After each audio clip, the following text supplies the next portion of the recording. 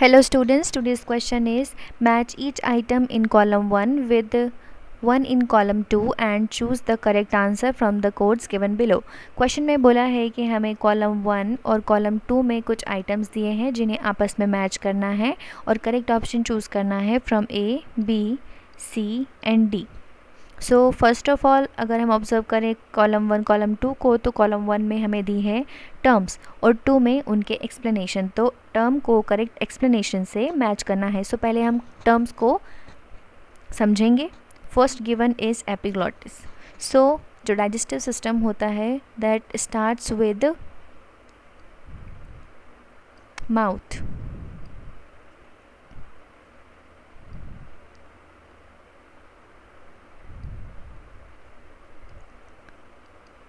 This is the mouth.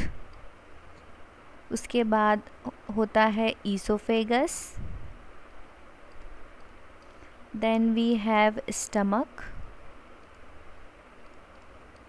Stomach continues to small intestine जिसका first part है duodenum.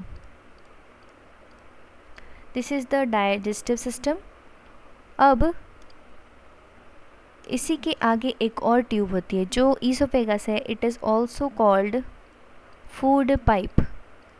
सो वैसे ही हमारे बॉडी में एक विंड पाइप होती है just in front of wind pipe, food pipe, जिसे कहते हैं ट्रैकिया. इस पाइप के trachea is the wind pipe. इस विंड पाइप के ऊपर एक फ्लैप लगा होता है जिसे कहते हैं एपिग्लॉटिस, कॉल्ड एपिग्लॉटिस, जिसका काम है फूड को विंड पाइप में एंटर होने से प्रिवेंट करना.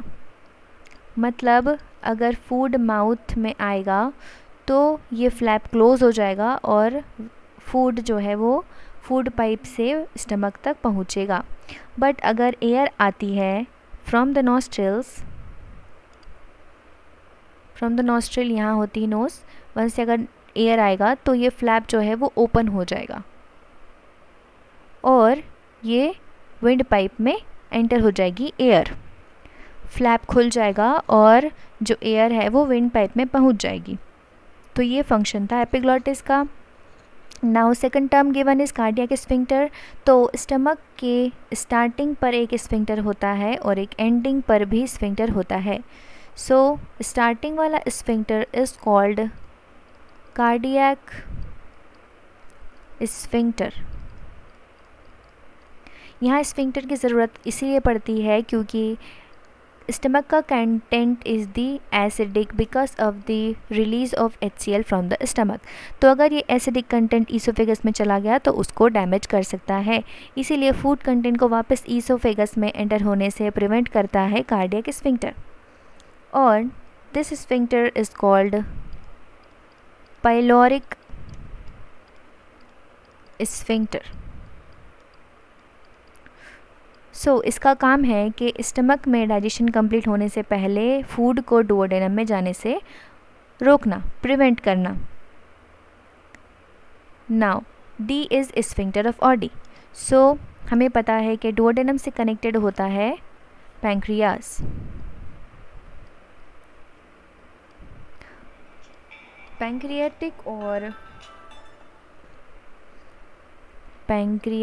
ये है liver.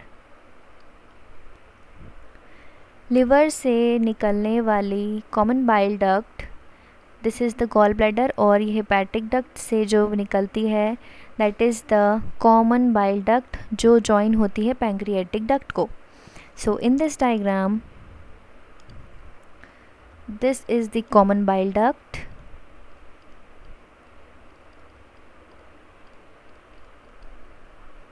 It is pancreatic duct और इन डक्ट के मिलने से बनती है हिपैटो पैंक्रियाटिक डक्ट जो लिवर और पैंक्रियाज के सिक्रीशन को डुओडेनम में पहुंचाती है. लेकिन इस सिक्रीशन को डुओडेनम में एंटर होने से रेगुलेट करता हुआ एक स्फिंक्टर यहाँ प्रेजेंट होता है जिसे कहते हैं स्फिंक्टर ऑफ ऑडी।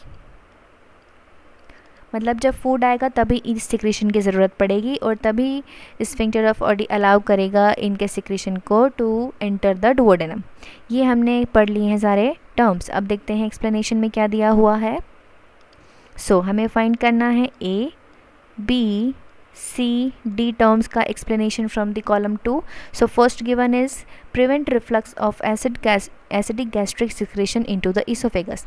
तो यहाँ बोला है कि एसिडिक जो गैस्ट्रिक सिक्रीशन है उसको इसोफेगस में जाने से प्रिवेंट करता है cardiac sphincter.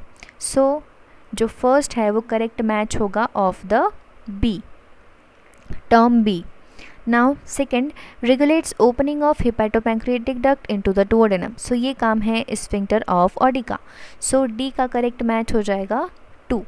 Third, prevents entry of food into the airway. Food को एयरवे में एंटर होने से प्रिवेंट करने का काम है एपिग्लॉटिस का। थर्ड होगा करेक्ट मैच ए का। Fourth is the guards the opening of stomach into duodenum. Stomach की ओपनिंग जो डुओडेनम में होती है उसको गार्ड करता है पाइलोरिक स्फिंक्टर। पाइलोरिक स्फिंक्टर का करेक्ट मैच होगा 4th। ये हमने कोड्स फाइंड आउट कर लिए हैं। अब देखते हैं ऑप्शंस। ऑप्शन ए, ऑप्शंस में ए टर्म का थर्ड होना चाहिए। अब जिस ऑप्शन में नहीं है वो हो जाएगा रूल आउट, जैसे कि D. Now B should be 1। अब बी होना चाहिए 1 जो रिमेनिंग ऑप्शन है। तो ऑप्शन ए में गलत दिया हुआ है, ऑप्शन बी में सही है, सी में भी गलत दिया है, तो ऑप्शन भी गलत हो जाएगा। Now see should be 4th। अब जो रिमेनिंग ऑप्शन है उसमें सी होना चाहिए 4 और डी होना चाहिए 2।